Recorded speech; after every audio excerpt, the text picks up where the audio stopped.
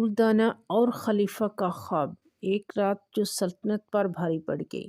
اگر ایک خلیفہ جو دن میں ہزاروں فیصلے کرتا ہو رات کو ایک خواب دیکھے اور اس کا دل ہل کر رہ جائے، اور اگر اس خواب کی تعبیر کسی درباری عالم سے نہیں ملے بلکہ ایک دیوانے فقیر سے ملے، تو کیا وہ خواب محض خواب رہتا ہے یا زندگی بدل دیتا ہے؟ یہ کہانی ہے عباسی خلافت کے خلیفہ کی، اور اس شخص کی جسے دنیا پاگل کہتی تھی، یعنی بہلول دانا۔ وہ بغداد کی ایک خاموش رات تھی۔ محل کے دروازے بند تھے، مشعلیں جل رہی تھیں، اور خلیفہ اپنے شاہی کمرے میں تنہا بیٹھا تھا۔ دن بھر کے فیصلے اس کے ذہن پر بوجھ تھے، کبھی کسی کی زمین کے فیصلے، اور کبھی کسی کے فریاد رد، اور کبھی کسی کو انعام، کبھی کسی کو سزا۔ خلیفہ نے سوچا، میں عدل کرتا ہوں یا نہیں، میں اللہ کے نام پر حکومت کرتا ہوں؟ یہ سوچ کر بستر پر لیٹ گیا اور آنکھ لگ گئی۔ خواب میں خلیفہ نے خود کو ایک وسیع میدان میں کھڑا پایا، نہ محل، نہ دربار، نہ محافظ، صرف خاموشی۔ اچانک زمین لرزی اور سامنے ایک عظیم الشان تخت ظاہر ہوا۔ خلیفہ خوش ہو گیا اور اس کی طرف بڑھا، مگر جیسے ہی وہ تخت پر بیٹھنے لگا، زمین پھٹ گئی۔ تخت مٹی میں بدل گیا، سونا خاک ہو گیا، اور خلیفہ زمین پر گر پڑا۔ اس نے دیکھا کہ اس کے ہاتھوں میں زنجیریں پڑ چکی ہیں، اور ایک آواز گونجی، یہ وہ تخت ہے جس پر تو بہت فخر کرتا تھا۔ اور خلیفہ چیخا، میں اللہ کا بنایا ہوا خلیفہ ہوں۔ اور آواز آئی، اللہ کے نام پر تم نے کیا کیا؟ اچانک ایک عظیم عدالت قائم ہوگی، نہ قاضی، نہ وکیل، نہ سفارش، صرف و مال۔ ایک ایک کر کے لوگ آ رہے تھے اور خلیفہ کی طرف اشارہ کر رہے تھے۔ کوئی کہہ رہا تھا کہ میرے حق کا فیصلہ نہیں کیا، کوئی کہہ رہا تھا کہ میری آواز نہیں سنی خلیفہ نے۔ خلیفہ گھبرا گیا اور پسینے بہنے لگے۔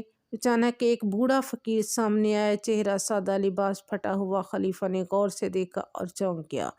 یہ تو بہلول دانا تھا، مگر وہ دیوانہ نہیں لگ رہا تھا، بلکہ انتہائی باوقار اور نفیس آدمی اور باخبر۔ خلیفہ نے کہا، بہلول تم یہاں کیسے؟ بہلول دانا رحمت اللہ علیہ نے کہا، میں تو ہمیشہ یہیں رہتا ہوں، تم آج یہاں آئے ہو۔ خلیفہ نے کہا، یہ کیسی جگہ ہے؟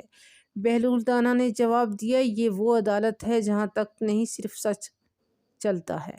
بہلول دانا نے خلیفہ سے کہا، کیا تم نے کبھی اپنے دل سے پوچھا، فیصلہ پوچھا کہ تم نے کیا اچھا کیا اور کیا برا کیا؟ خلیفہ خاموش ہو گیا۔ بہلول دانا آگے بڑھ کر کہا، دنیا کی عدالت میں تم سوال کرتے تھے، یہاں تم سے سوال ہوگا۔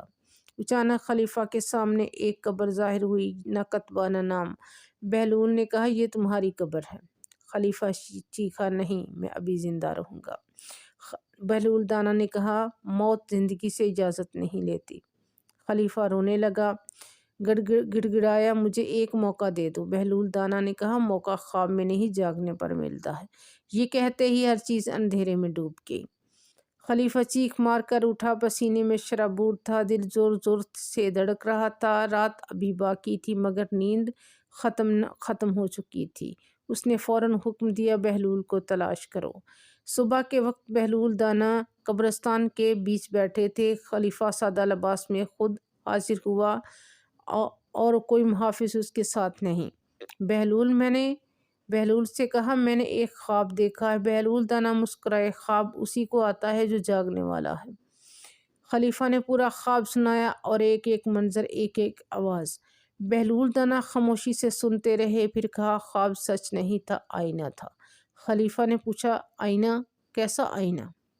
بہلول دانا نے کہا، اللہ نے تمہیں دکھا دیا کہ تخت کتنا کمزور ہے اور قبر کتنی مضبوط، اور اگر تم نے انصاف نہیں بدلا تو کل خواب حقیقت بن جائے گا۔